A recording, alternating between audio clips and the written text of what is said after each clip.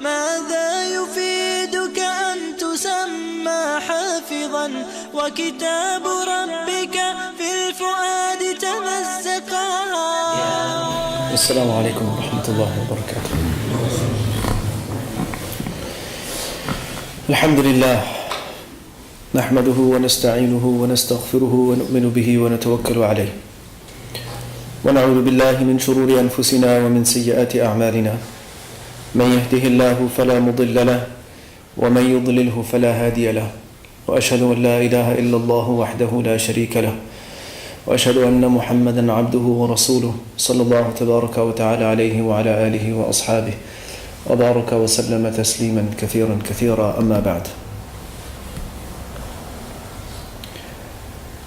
We are now commencing Surah إذا الشمس كورت, and this is another Makki surah consisting of 29 verses, and this is one of those surahs about which the Prophet ﷺ said, as is reported by Imam Ahmad and Tirmidhi, that somebody who wants to visualize Yawm al-Qiyamah,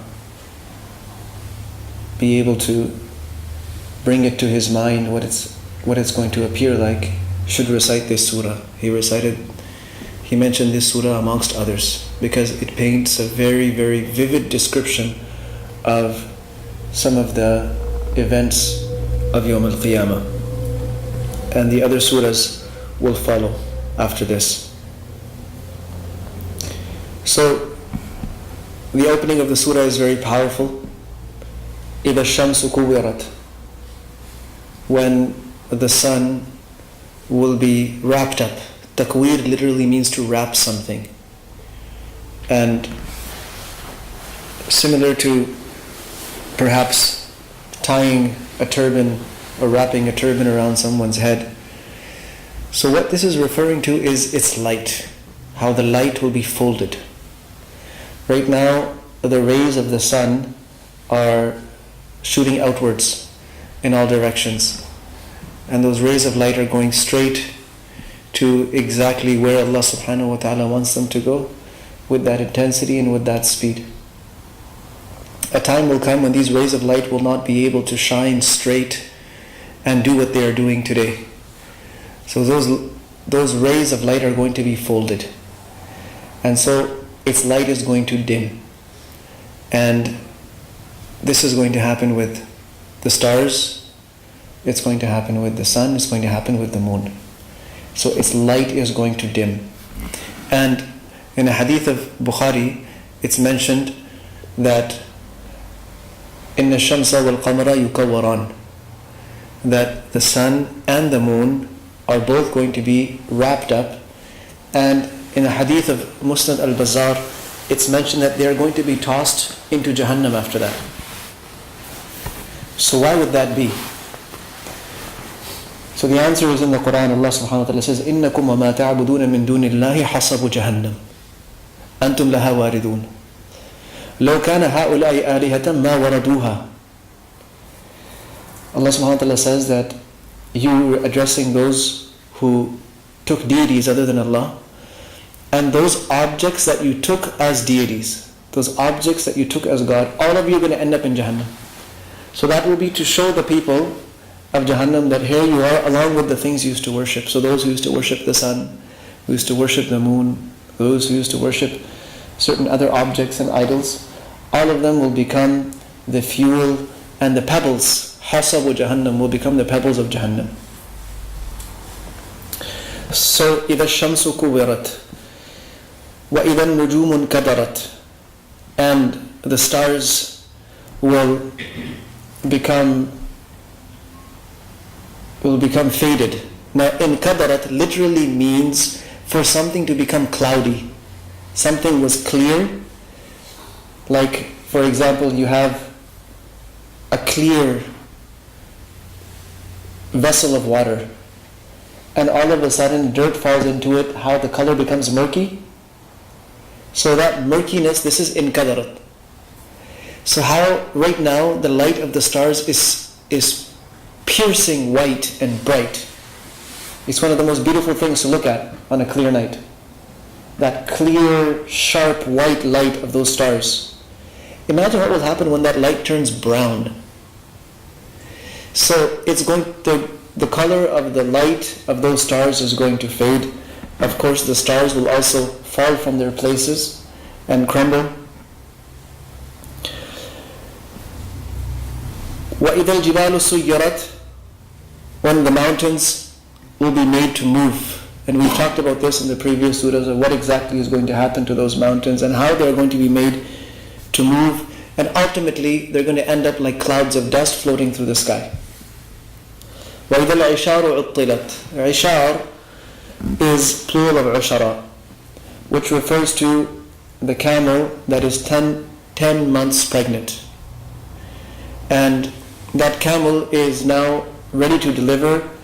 So amongst the Arabs, this was the most precious commodity. And that was the time when they guarded it and protected it the most, because this is the maturity of the investment. And now it's going to give offspring and money is going to start coming in. So they looked after it all this time, and now it is ready to deliver. So at that time when people would be most worried and most concerned about it, it will be discarded. It will be left by itself. No one's going to care. Why? Because the earth and the sky are shattering and falling to pieces. So the last thing people will be thinking about is their camels. In fact, forget about camels. The Qur'an tells us in Surah Al-Hajj that يَوْمَ تَذْهَلُ كُلُّ مُرْضِعَةٍ عَمَّا أَرْضَعَتْ وَتَضَعُ كُلُّ ذَاتِ حَمْلٍ حَمْلَهَا وَتَرَى النَّاسَ سُكَارَى وَمَا هُمْ بِسُكَارَى. That every mother will forget the child that it is suckling. It will completely forget about it. And women, out of sheer fear, out of terror, will waste the children that they are carrying in their bellies. And people will appear as if they are in a drunken stupor, as if they are intoxicated. وَتَرَى النَّاسَ سُكَارَى. That's how they will appear. وَمَا هُمْ بِسُكَارَى. But they have not been intoxicated by anything. وَلَكِنَّ عَذَابُ اللَّهِ الشَّدِيدِ. It is that wrath of Allah subhanahu wa ta'ala that is so overpowering. وَإِذَا الْوُحُوشُ حُشِرَتْ. Wuhush refers to all wild animals. So all the animals will be hushirat. Now, one meaning of hushirat is to be gathered. Gathered and assembled. Another meaning is for them to be resurrected. So those mufassirin who took the meaning of gathered, some of them said that it refers to the stampede of animals that will take place at that time when the system of the earth starts falling apart. How the animals will start stampeding and their herds will be colliding one into the other. But the majority of the mufassirin says that this refers to the animals being gathered and resurrected on the Day of Judgment for qisas, for retribution. And this was alluded to at the end of Surah An-Naba, when even if an animal had wrongfully hurt another animal, then the other animal would be empowered to take revenge. It will be given permission to take revenge. The example in the hadith is that of a horned sheep striking an unhorned sheep, or a horned goat hitting a goat that does not have horns. Then on the Day of Judgment, the tables will turn. That one will be given horns, this one's horns will be taken away, and that one will gore this one like he did in dunya. And then they will be turned to dust. وَإِذَا الْبِحَارُ سُجِّرَتْ. And the oceans shall be set ablaze. Sujjarat. They will be lit. So this has also been mentioned, that the water of the oceans is not going to remain water, it's going to turn into fire. And for many people it's a big question that how can that substance which is used to extinguish fire become fire itself. So one scientist explained it to me in a very simple way. He said, I don't know why people find this so surprising. He said a child could understand it. Because it's H2O. There's hydrogen and there's oxygen. And once the hydrogen is isolated, then it is one of the most flammable substances. And oxygen by itself, well, a fire cannot light and cannot burn without oxygen. He said, I don't understand why people find it so difficult to see how Allah subhanahu wa ta'ala can split these molecules and separate them and cause that same substance, which we know as water, to become an ocean of bliss. He said it's not difficult at all. If we can do it, if we can split those atoms and cause and create these massive explosions, these massive weapons of destruction, then for the creator of this system, it's not difficult at all.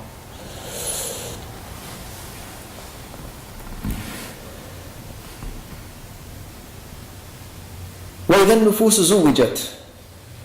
All the souls, meaning all the people, shall be zuwijat, they will be grouped. So just like the word zawj means a spouse, it also means a pair. People will be paired up with their own kind. And in Surah Al-Waqi'ah, Allah subhanahu wa ta'ala says, وَكُنْتُمْ أَزْوَاجًا ثَلَاثًا.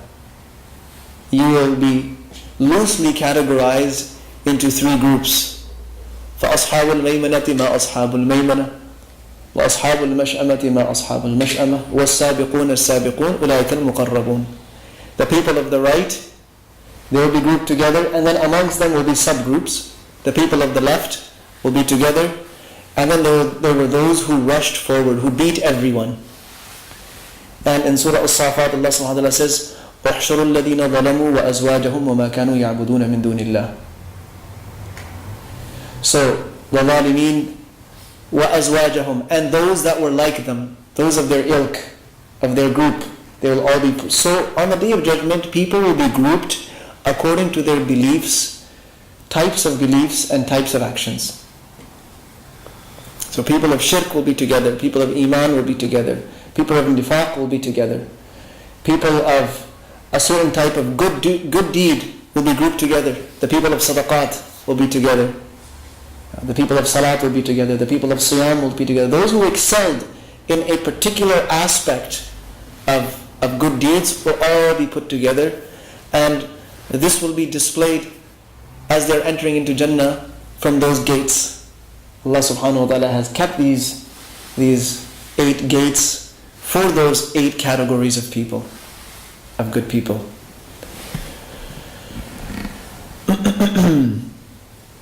وَإِذَا الْمَوْءُودَةُ سُئِلَتْ. Maw'uda, the girl who was buried alive.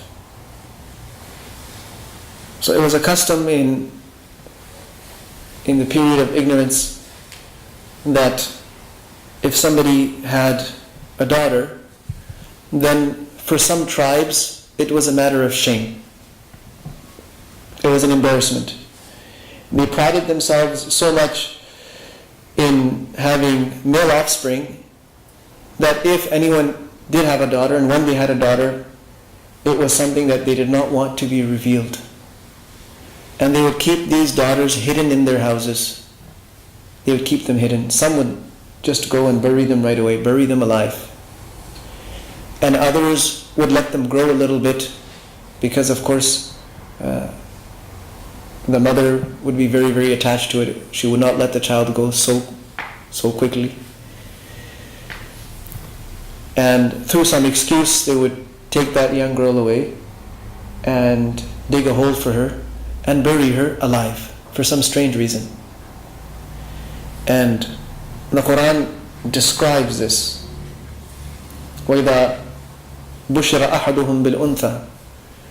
When one of them is given the glad news that you've had a daughter,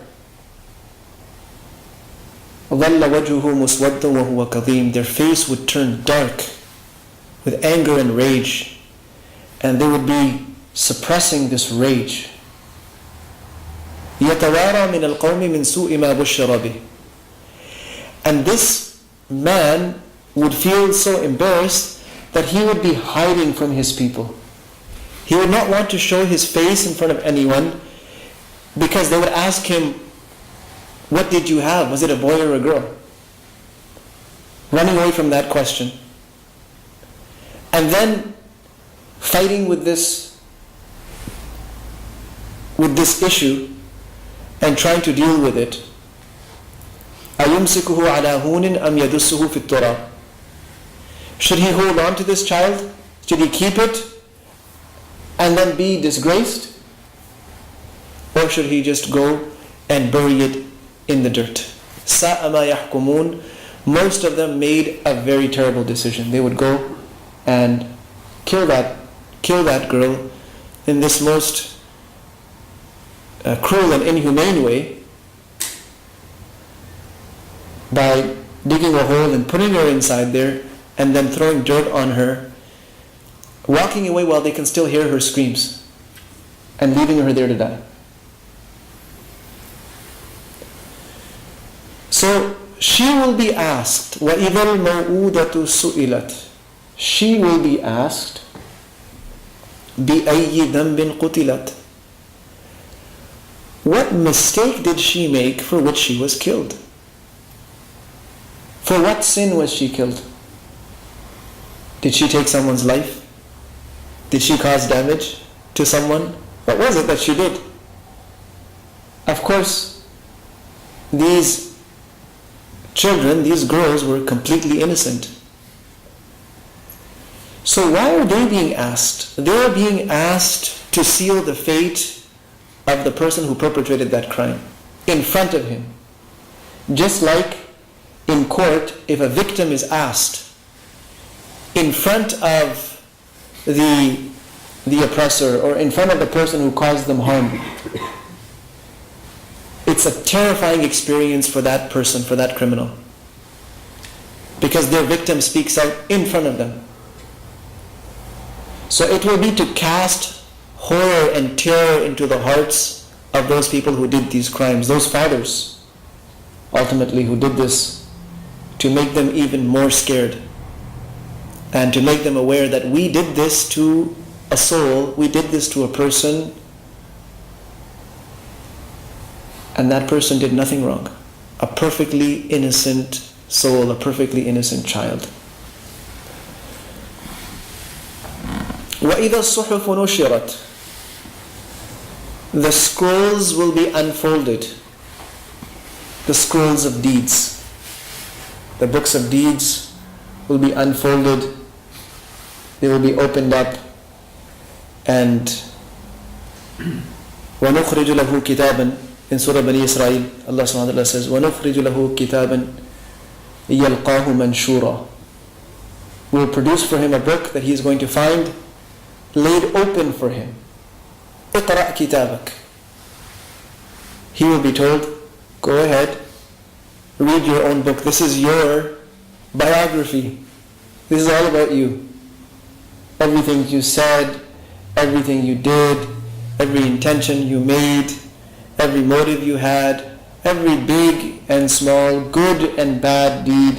This is your life story. Go ahead and read it. اقرأ كتابك. كفى بنفسك اليوم عليك حسيبا. Today you are enough to take account of yourself.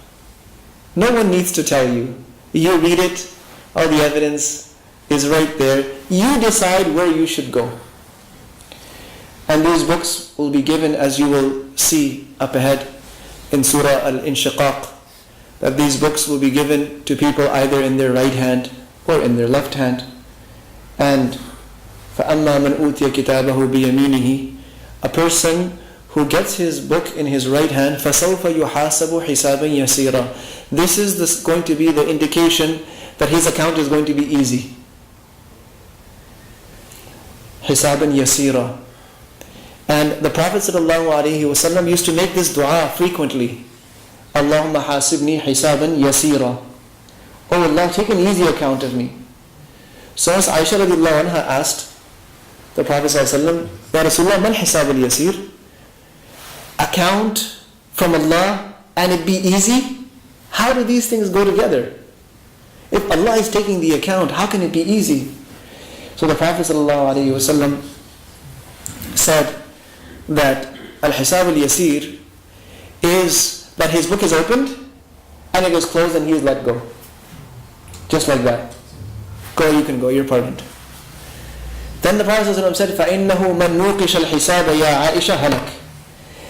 The moment anyone starts getting questioned, the moment the questions start, that person is ruined. So that is Al-Hisab al-Yasir, that the book is opened for accounting, but just as easily it's closed and he is allowed to pass. But the moment the questions begin, who can answer those questions? The Prophet ﷺ tells us, مَا مِنْكُم مِّنْ أَحَدٍ إِلَّا وَيُكَلِّمُهُ رَبُّهُ لَيْسَ بَيْنَهُ وَبَيْنَهُ تَرْجُمَانٌ. Every one of you will have to face Allah subhanahu wa ta'ala directly without any interpreter. And at that moment a person is going to squirm. They're going to panic. فَيَنْظُرُ إِلَىٰ أَيْمَنَ مِنْهُ فَلَا يَرَى إِلَّا مَا قَدَّمْ. He will look to the right for an escape route, but all he's going to find is heaps and heaps and heaps of his own deeds. وَيَنْظُرُ إِلَىٰ أَشْأَمَ مِنْهُ فَلَا يَرَى إِلَّا مَا قَدَّمْ. He's going to look to the left and he's just going to find piles and piles of his own deeds. وَيَنْظُرُ تِلْقَاءَ وَجْهِ. Then he's going to look straight ahead to look for a path. فَلَا يَرَى إِلَّا النَّارِ. And there's going to be nothing but the flames of Jahannam standing there. So Nabi Sallallahu Alaihi Wasallam says, فَاتَّقُوا النَّارِ. Save yourself from that fire. وَلَوْ بِشِقِّ تَمْرَةٍ. Give what you can today, even if it's a piece of a date. And one hadith, فَمَنْ لَمْ يَجِدْ فَبِكَلِمَةٍ طَيِّبَةٍ. If a person doesn't have even a piece of date to give as charity, then give a good word, a good comment as charity. So, the scrolls will be unfolded and laid out. And for that person who is about to receive his book in his left hand, he's going to say, no, I don't want it in my left hand. So he's going to take his hand and put it behind his back and push out his right hand. That, no, not my left. Give it to me in my right. So the angels will go behind him and force it into his left hand. وَأَمَّا مَنْ أُوتِيَ كِتَابَهُ وَرَاءَ ظَهْرِهِ فَسَوْفَ يَدْعُو ثُبُورًا. The moment that happens, that book is pressed into his left hand, he's going to scream, I'm ruined, I'm ruined, I'm ruined.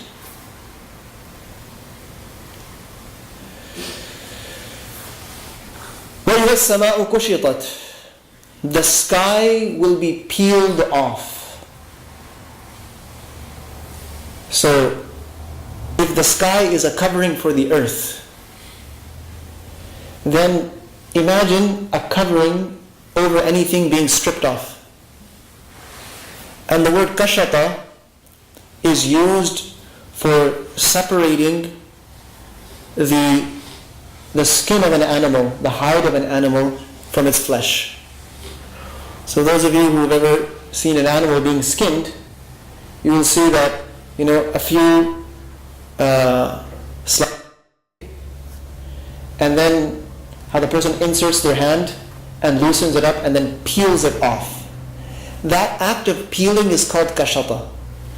So وَإِذَا السَّمَاءُ كُشِطَتْ. This sky is going to be stripped off, peeled off of this earth. Can you imagine? Like the peel of a fruit or a vegetable. What happens to it? It becomes bare, becomes exposed. So this massive structure of sky is just going to be ripped off. And as you will see in other surahs, how it's going to happen, it's going to split, it's going to crack, it's going to shatter, and then it's just going to be taken and thrown away. وَإِذَا الْجَحِيمُ سُعِرَتْ. And the fire, the inferno of Jahannam will be blazed. Like a blacksmith uses the bellows and pumps air into it to increase the intensity of the fire, to increase the heat and increase the flame of the fire, so that it's hot enough to melt that metal that he's going to work with. Same concept for Jahannam, because now Jahannam even though its fire is more intense, it's 70 times more intense than the fire of this dunya. But even then it's going to be blazed. It's going to be kindled. And it's going to be fanned so that it blazes and burns even more severely. وَإِذَا الْجَحِيمُ سُعِرَتْ. And on the other side, وَإِذَا الْجَنَّةُ أُزْلِفَتْ. Jannah is going to be adorned and brought close. So on one side, the flames of Jahannam will become more intense. On the other side, Jannah is going to come closer. وَأُزْلِفَتِ الْجَنَّةُ لِلْمُتَّقِينَ وَبُرِّزَتِ الْجَحِيمُ لِلْغَاوِينَ. Jannah will be brought close. For whom? For the people of taqwa. So that even in the field of Hashr, they can see it. They can smell its fragrance. And they can take glad tidings that that's where we're going to end up. And that fire of Jahannam is going to be blazed, and it's going to be brought closer as well, to make the people who are going there even more terrified. So the punishments of the hereafter are not just of a physical nature. They are also of an emotional nature. A person is not going to be thrown into this blazing fire with respect and with courtesy. They're going to be terrorized. They're going to be horrified. They're going to be insulted. They're going to be put down. They're going to be cursed. They're going to be dragged on their faces. They're going to be beaten up. And in a very disgraceful manner, they're going to be cast into Jahannam. So the punishment begins even before that. And the people who enter into Jannah, the entire process from the time their eyes of this dunya close until they actually enter into Jannah, they're going to be getting this special treatment from Allah subhanahu wa ta'ala. This uplifting, honorable, and courteous and hospitable treatment. And at every step of the way, there's going to be glad tidings, and they're going to be made to feel more comfortable and more happy and more pleased. So what is the bottom line? When all of this happens, then what? Allah subhanahu wa ta'ala answers it in one short sentence. عَلِمَتْ نَفْسٌ مَا أَحْضَرَتْ. At that time, everyone will know what they have brought to that day. At that time, people will realize. So all of these vivid images are presented to us with such powerful words, just to tell us this point. Because in this dunya, it's very easy to get away with things. Allah subhanahu wa ta'ala has given us respite. Allah subhanahu wa ta'ala has covered us. And so, no one really knows. It's all about presentation. Whatever we present to people, that's how people see us. But what we really are carrying, only Allah subhanahu wa ta'ala knows. And this dunya is not the place of final retribution. Yes, we get some results of deeds. Good deeds bring some good results. Bad deeds bring some bad results. It's a little bit, just to give us a taste. Allah subhanahu wa ta'ala says that we just give them a little bit of a taste so that they come back to us. But in akhirah, the complete package of a person's life is going to be presented. Nothing can be subtracted, nothing can be added. No, there is no place there for showing something or for displaying something or putting up an act. So there, the presentation will be of realities. Here, the presentation is of the image. Whatever image we present to the people around us, that's how they take us, that's how they deal with us. But there, Allah subhanahu wa ta'ala is going to present in front of all of mankind what our realities are. And at that time, Allah subhanahu wa ta'ala says that you will realize what you have brought to that day. مَا أَحْضَرَتْ. So he says, then he takes an oath. فَلَا أُقْسِمُ بِالْخُنَّسِ الْجَوَارِ الْكُنَّسِ. This la, some Mufassirin have said that it is to negate the thought of this being made up. That if you think that this is made up, la, forget about it. أقسم بالخنس, I take an oath, Allah says. And some have said la uqsimu is the same as uqsimu. That lam is just, it is what we call a harf zaida. It is to bring more emphasis to the qasam, to the oath. بالخنس الجوار الكنس. الخنس, this is from the word khunus, which means to retreat. Khanasa, to retreat. The hadith tells us that shaitan lies over the heart of a human being like a bug, like a mosquito ready to strike. When the person remembers Allah subhanahu wa ta'ala, khanasa, he retreats, shaitan goes back. When he becomes ghafil of Allah's remembrance, he returns. So khanasa means to retreat. And kanasa literally means to sweep. But it also means to take a spot and stay there. So al-khunnas, al-jawar, al-kunnas refers to the movements of the stars.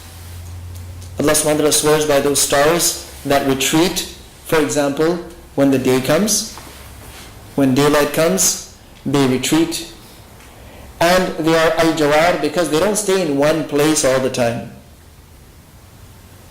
The constellations of the stars, they shift. So Allah subhanahu wa ta'ala is referring to this movement of the stars, al-jawar. Al-kunnas, as if they are sweeping across the cosmos, across the sky. So there are some stars that you'll find in the western horizon, and then they shift towards the east, and then after some time you find them back in the west. So some have said that this is referring to that movement where they sweep across and then you find them there again. Of course, there is an orbital movement within the cosmos. In other words, everything, kullun fi falakin yasbahun, everything is revolving in its orbit and it's spinning. So therefore the movement is actually, it's the movement of these stellar bodies, this earth and its moon and the star and the other planets and so on and so forth. So it's this movement. And the thing is, the precision of the movement. It's not haphazard. It's not something disorganized. It's that perfect movement which is obviously controlled. And what else does he swear by? وَاللَّيْلِ إِذَا عَسْعَسْ. So just as clear as these stars that you see, just as true as the stars, and just as true as the night, as its darkness becomes complete, as the night sets so beautifully. Sometimes one has to wonder, imagine if Allah subhanahu wa ta'ala just switched off the lights like that. It would cause so much damage to the eyes of every living thing. And it would cause so much damage to plant life and to everything if the lights were just switched on and off. So gracefully, subtly, the layers of darkness settle. وَاللَّيْلِ إِذَا عَسْعَسْ. And then after that, وَالصُّبْحِ إِذَا تَنَفَّسْ. The morning, as it takes a fresh breath. Allah subhanahu wa ta'ala describes the morning as taking a fresh breath. When is the air the freshest? In the morning. And it's a beautiful system Allah subhanahu wa ta'ala has. Slowly, as the darkness increases, movement of animals, it begins to cease. The movement of the plants begins to cease. Their activities begin to cease, and everything is put into a state of calmness. And then, in that state of calmness, Allah subhanahu wa ta'ala sends this dew. And this dew, while it's doing many beautiful things, it's also cleansing the atmosphere. And it's taking all the particles of waste that we have produced and released, it's taking them and it's kind of washing and cleaning the air and bringing it all back down into the ground. And that process happens overnight. So that same city that was filled with dust and smoke throughout the day, in the middle of the night, all of a sudden the air starts clearing up. And in the morning, people wake up to a fresh smelling air and atmosphere. And that's the time when all of the health people will tell you, go for a walk at that time, the air is really good. And that's when people who love physical activity are most active, because they know that's the time to take advantage of that beautiful air.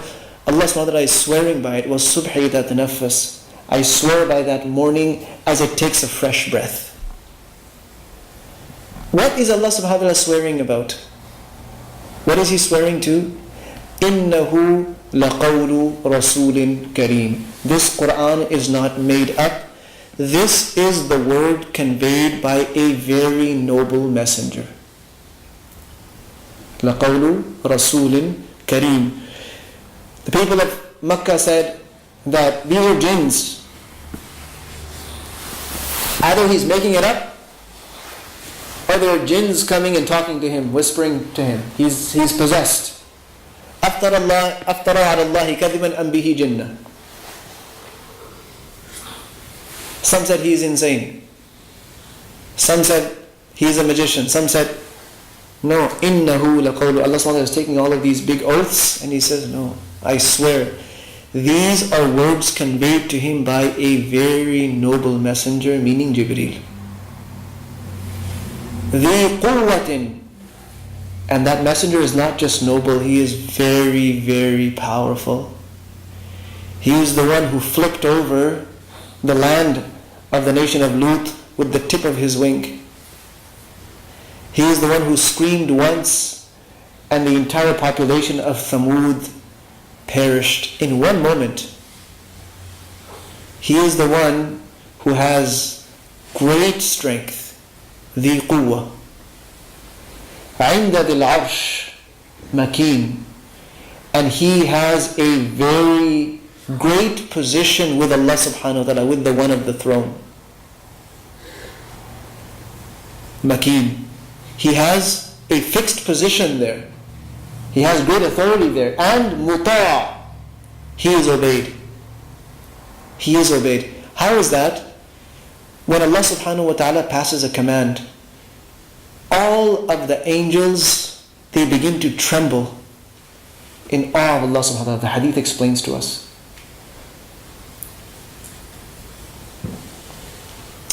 And the angels are too scared to look up and to see what is being revealed. And they all fall into prostration. Jibreel alayhi salam is the first one to rise from prostration. And he is the first one to hear the kalam of Allah subhanahu wa ta'ala. Then he moves down through the heavens. And as he moves through the heavens, the angels ask Jibreel alayhi salam, ماذا أنزل ربنا يا جبريل.